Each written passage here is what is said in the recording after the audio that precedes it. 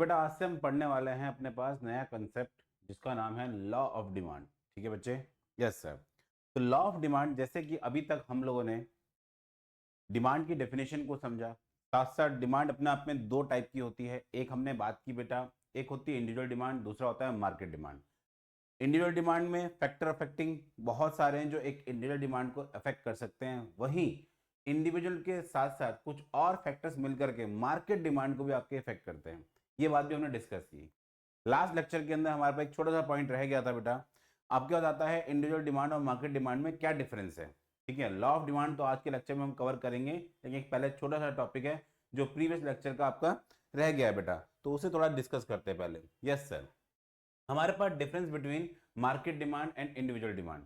ठीक है, इन दोनों के बीच में क्या डिफरेंस है पहले से समझ लेते हैं, फिर हम आगे कंटिन्यू करेंगे। ओके सर, तो जरा फटाफट से देखते हैं बेटा हम लोग पहले अपने करंट टॉपिक को, इंडिविजुअल डिमांड एंड दूसरा आपके पास मार्केट डिमांड।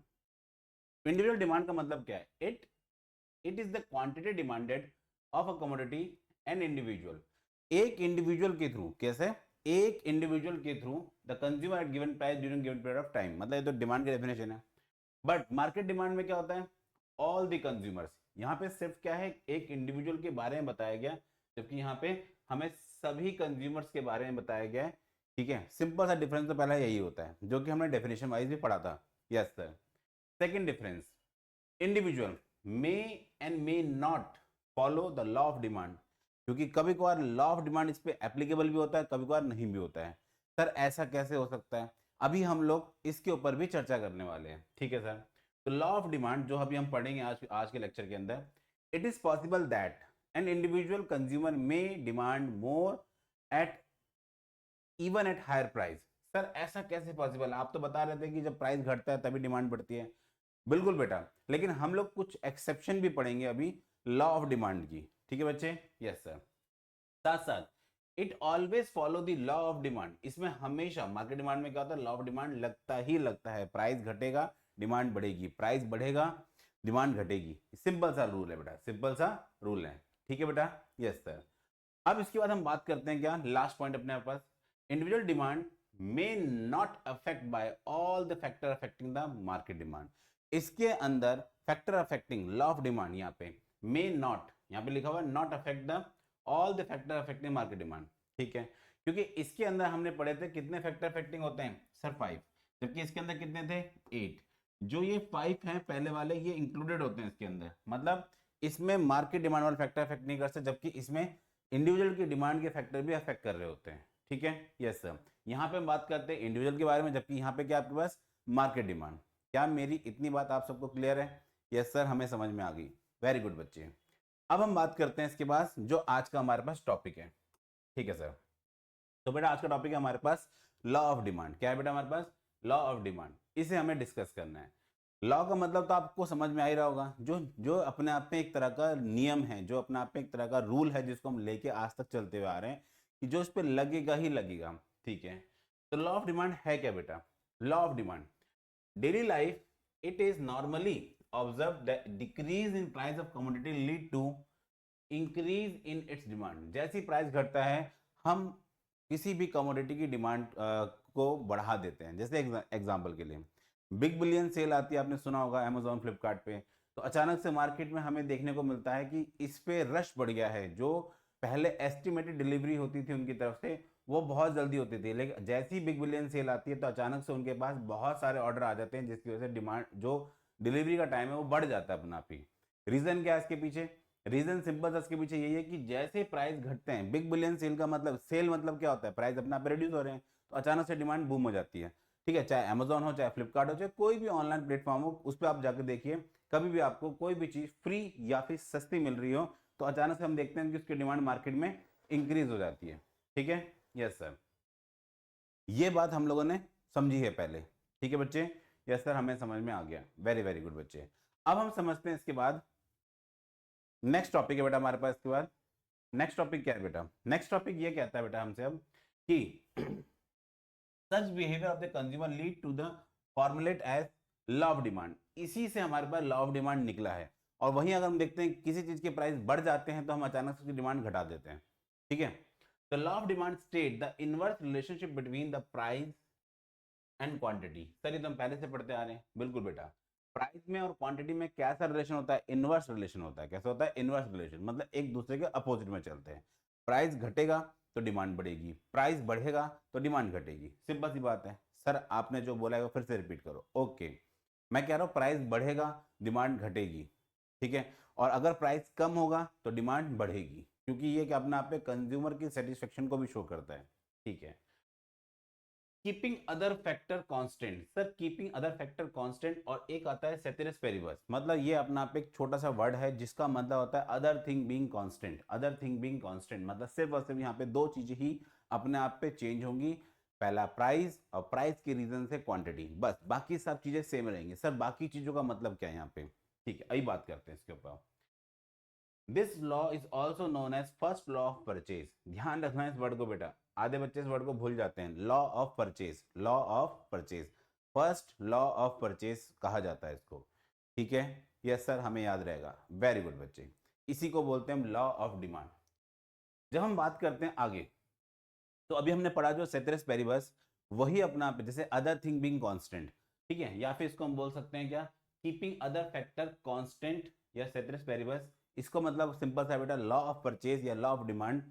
तो यहाँ पे बताया गया है कि कौन कौन सी चीजें जो अपने आप पे अदर फैक्टर, मतलब फैक्टर कौन से हैं। तो जैसे कि हमने पढ़े थे इंडिविजुअल डिमांड को जो अफेक्ट करते हैं फैक्टर्स, वो वाले फैक्टर्स यहाँ पे सबके सब सेम रहेंगे। सर कौन कौन से? जैसे कि आप सबको याद होगा, आपने पढ़ा था पहला price of substitute goods. Price of substitute goods याद आ रहा होगा आप सबको। Price of substitute goods do not change, इसमें चेंज नहीं होगा, ठीक है। Yes sir. सेकंड था बेटा हमारे पास price of the complementary goods remain constant, मतलब डू नॉट चेंज। तो पहला क्या है? सब्सटीट्यूट, दूसरा क्या है? कॉम्प्लीमेंट्री। सर ये दोनों तो रिलेटेड गुड्स होते हैं। सर ये दोनों तो रिलेटेड गुड्स होते हैं, शाबाश, ये दोनों क्या अपना पे रिलेटेड गुड्स हैं, ये ध्यान रखेंगे आप लोग। Income of the consumer remain same या फिर डू नॉट चेंज। जो इनकम है कंज्यूमर की वो भी चेंज नहीं होगी, वो भी चेंज नहीं होगी, ये बात आपको ध्यान रखनी है, ठीक है बच्चे। Yes sir. नेक्स्ट हम बात करते हैं क्या, there is no exceptions of change in price in the future. यहां पे फ्यूचर एक्सपेक्टेशन जीरो के बराबर होती है, मतलब change in price in future date, मतलब फ्यूचर में जाके कोई भी प्राइस चेंज हो जाएगा, इसके बारे में यहाँ पे ना के बराबर बताया गया। कोई चेंजेस नहीं होते, कोई भी चेंजेस नहीं होते हैं, ठीक है। Yes sir. Test and preference of the consumer remain the same. यहाँ पे टेस्ट और प्रेफरेंस भी कैसे रहेगा कंज्यूमर का, जो पहले था वो अभी भी है, एज इट इज रहेगा, सेम रहेगा, ठीक है। Yes sir. क्या मेरी इतनी बात आप सबको चीजें समझ में आई? यस सर, हमें इतनी बात समझ में आ गई है। वेरी गुड बच्चे। तो ये था बेटा हमारे पास अभी तक जो हमने समझा, ये था assumptions of law of demand. क्या है बेटा ये? अजम्पशंस, जो हम पहले से मान के चलते हैं जब भी हम लॉ ऑफ डिमांड को एप्लीकेबल करवाएंगे किसी भी कमोडिटी के ऊपर, तो वहां पर ये कुछ बातें आपको एज्यूम करनी पड़ेंगी, ये सभी चीजें सेम रहेंगी। और हमने बेसिकली यहाँ पे सिर्फ और सिर्फ कुछ ही चीजें पढ़ी हैं, जैसा रिलेटेड गुड्स के प्राइस, दूसरा इनकम, तीसरा फ्यूचर एक्सपेक्टेशन, एंड फोर्थ अपना पे test and preference, test and preference, ठीक। सिर्फ और सिर्फ यहाँ पे प्राइस ऑफ कमोडिटी चेंज होगा जिसके कारण से क्वांटिटी भी चेंज होगी, ठीक है। Yes sir.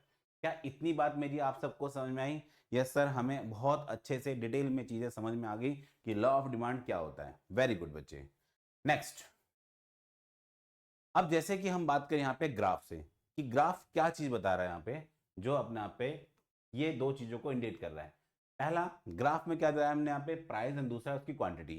प्राइस देखो जैसे जैसे प्राइस घटता जा रहा है वैसे वैसे क्वांटिटी भी बढ़ती जा रही है, और उसी पे बेस्ड हमारे पास यहाँ पे ग्राफ है, उसी पे बेस्ड हमारे पास यहाँ पे क्या है? ग्राफ है, ठीक है। Yes sir. अब जब हमने बताया था कि जब चेंजेस इन प्राइस हो रहा है तो क्वांटिटी में भी चेंज आएगा, तो इसे हम लोग क्या बोलते हैं? स्लोप। तो यहाँ पे स्लोप कैसा रहता है? सेम रहता है। स्लोप कैसा रहता है? सेम रहता है। स्लोप को हम ऐसे करते हैं कैलकुलेट कि change in price divide by change in quantity, change in price divide by change in quantity, change in price divide by change in quantity. ये अपना आप पे कैसा रहेगा?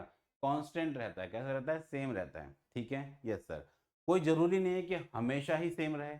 अगर मैं इसको बड़े एस्पेक्ट में देखूं तो बड़े एस्पेक्ट में तो आपको डिमांड कर्व ऐसे दिखेगा, लेकिन छोटे एस्पेक्ट में हमेशा डिमांड कर्व हमेशा उबड़ खाबड़ होता है। लेकिन कभी भी ये ध्यान रखना, पॉजिटिव नहीं जाएगा, वो हमेशा ग्राफ होगा ऐसा ही, लेकिन वो एक्चुअल में होता नहीं है ऐसा, वो थोड़ा थोड़ा थोड़ा थोड़ा थोड़ा थोड़ा थोड़ा थोड़ा ऊपर नीचे। तो अगर आप इसको जूम करके देखोगे तो आपको लगेगा कि इसमें क्या है, थोड़ा बहुत कर्व ऊपर नीचे ऊपर नीचे ऊपर नीचे, लेकिन होगा डाउनवर्ड ही। ठीक, यस सर। तो यहाँ पे बात की गई स्लोप, क्या बताइए बेटा, स्लोप। स्लोप ऑफ डिमांड कब कैसा होता है अपने आप पे, कांस्टेंट रहता है इसके अकॉर्डिंग, क्योंकि जो हमारे पास करंट सिनेरियो है उसके अकॉर्डिंग। ठीक है, यस सर। अब जो हमने ग्राफ बनाया है पहले इसको भी समझ लेते हैं बेटा। यहाँ पे हमने प्राइसेस को शो किया, जबकि यहाँ पे हमने क्वांटिटी, एक्स एक्सिस पे आपकी क्वांटिटी है, वाई एक्सिस पे आपके प्राइसेस को शो किया है। डन यहाँ तक भी, यस सर। तो ये था हमारे पास लॉ ऑफ डिमांड। ठीक, ठीक है सर। अब हम बात करते हैं why other factor keep constant, मतलब इसको हम सेम क्यों रखते हैं, चेंज हो जाएंगे तो क्या फर्क पड़ेगा सर, चेंज हो जाने दो अगर चेंज होना चाहते हैं तो। अब हम बात करते हैं कि चेंज क्यों नहीं होने चाहिए, क्या रीजन है कि उनको चेंज नहीं होना है बेटा। ठीक है, yes sir. The quantity demanded of the commodity depends on many factors, बहुत सारे फैक्टर्स के ऊपर डिपेंड करती है बातें, बहुत सारे factors beside price of the given commodity. If we want to understand the separate influence of one factor, it is necessary that the all factors keep constant. यहाँ पे एक बात बड़ी अच्छी बताई गई है, जो ये बात अभी हमने पढ़ी है, कि अगर हमें ये जानना है कि एक फैक्टर किस तरह से डिमांड पे इंपैक्ट डाल रहा है, तो बाकी फैक्टर को आपको सेम रखना पड़ेगा, तभी तो आप देख पाओगे, तभी तो आप देख पाओगे कि बाकी आपकी चीजें कैसे चेंज हो रही हैं। सिंपल सी बात है, यस सर। मतलब अगर हमें लॉ जज करना है तो लॉ के लिए पहला पहला रूल क्या है कि हमें बाकी चीजें सेम रखनी पड़ेगी, तभी हम चेक कर पाएंगे कि यहाँ पे हमें कैसा इंपैक्ट देखने को मिल रहा है। क्या मेरी इतनी बात क्लियर है, यस सर। ओके बच्चे, therefore while discussing the law of demand, जब हम लोग लॉ ऑफ डिमांड पढ़ते हैं, it is assume that there is no change in other factors. इसी वजह से मानते हैं other factor being constant, other factors being constant, यहाँ पे बाकी फैक्टर्स कैसे रहेंगे, कांस्टेंट रहेंगे, उनमें कोई चेंजेस नहीं किए जाएंगे। ठीक है, यस सर। तो ये क्वेश्चन अगर आपसे पूछा जाएगा तो अब इसके लिए आप आंसरेबल हो, आप इसका आंसर आराम से कर सकते हो। ठीक है, यस सर। मुझे उम्मीद है कि आप लोग को ये वाली चीज समझ में आई होगी। यस सर, हमें बहुत अच्छे से समझ में आई। वेरी गुड बच्चे। नेक्स्ट हम बात करते हैं बेटा, कुछ बातें ऐसी हैं जो इंपॉर्टेंट बातें हैं जिसको आपको याद रखना है, जिसको आपको याद रखना है। ठीक है, important facts about the law of demand. तो लॉ ऑफ डिमांड के लिए कौन कौन सी बातें ऐसी इंपॉर्टेंट, तो 4 बात बताई गई है जो आपको याद रखनी है, जो आपको याद रहे तो बेस्ट है। तो आपके लिए लॉ ऑफ डिमांड भी बहुत अच्छा है बेटा।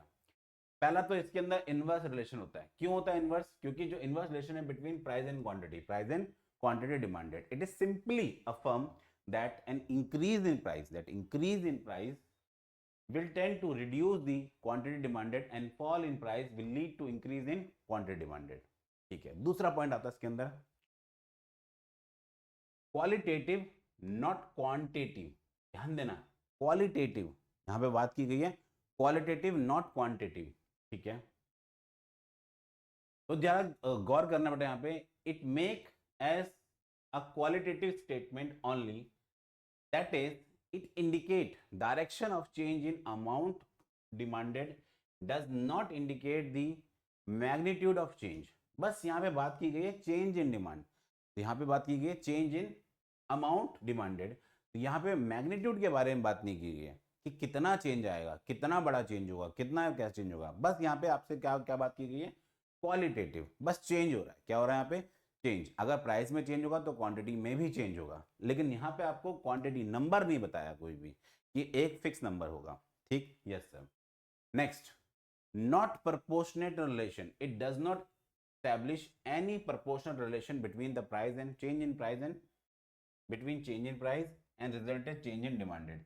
if price rise by 10%, अगर प्राइस 10% से बढ़ रहा है, प्राइस कितने परसेंट से बढ़ रहा है, 10% से बढ़ रहा है, तो quantity demanded fall by any proportion, कोई फिक्स नहीं है कि इसके अंदर इतना ही प्रपोर्शन होगा कि जिस रेशियो से प्राइस आपका रिड्यूस हो रहा है उसी से आपकी क्वांटिटी बढ़ेगी, ज्यादा भी बढ़ सकती है, कम भी बढ़ सकती है, पर बढ़ेगी अगर प्राइस गिरा है तो बेटा। ठीक है, यस सर। लेकिन ये बात ध्यान रखेंगे बेटा कि जैसे कि अभी मैंने थोड़ी देर पहले आपको यही बात यहाँ पे समझाने की भी कोशिश की कि ये जरूरी नहीं है कि ये आपका ग्राफ बिल्कुल डाउनवर्ड ही होगा स्ट्रेट, ये उबड़ खाबड़ भी हो सकता है। क्यों हो सकता है, क्योंकि प्रपोर्शन सेम नहीं हो सकता। ठीक है, यस सर।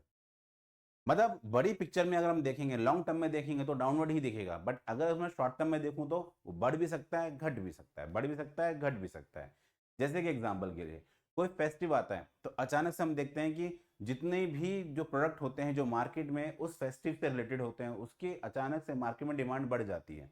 ठीक है, जब डिमांड बढ़ जाती है तो प्राइस क्या कम होते हैं उसके? हाँ भी और ना भी। कोई ज़रूरी है कि सेम समय पे उसकी प्राइस घटे और डिमांड बढ़ेगी? आगे पीछे भी हो सकता है।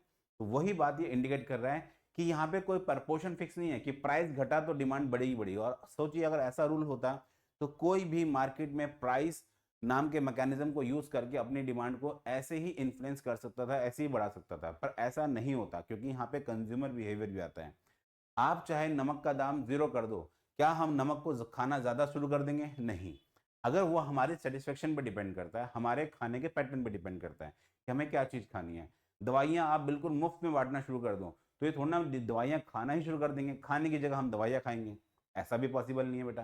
तो वही बात यहाँ बताएगी, नो प्रपोर्शनल रिलेशनशिप। एक डायबिटीज का पेशेंट है बेटा, अगर डायबिटीज की दवाइयाँ 20% सस्ती हो जाएं तो क्या वो 20% दवाई सस्ती होने से 20% का डिमांड बढ़ा देगा अपनी? नहीं नहीं, डॉक्टर ने तो कहा नहीं, लेकिन सस्ती होगी तो मैं और खा लेता हूँ। कोई जरूरी नहीं है, कोई जरूरी नहीं है। हाँ ये है कि जो अभी तक कंज्यूम नहीं कर पाते थे अब वो भी उस दवाई को कंज्यूम कर पाएंगे, ये हो सकता है। लेकिन करंट कंज्यूमर कभी भी डिमांड नहीं बढ़ाएगा उसकी। ठीक है, यस सर।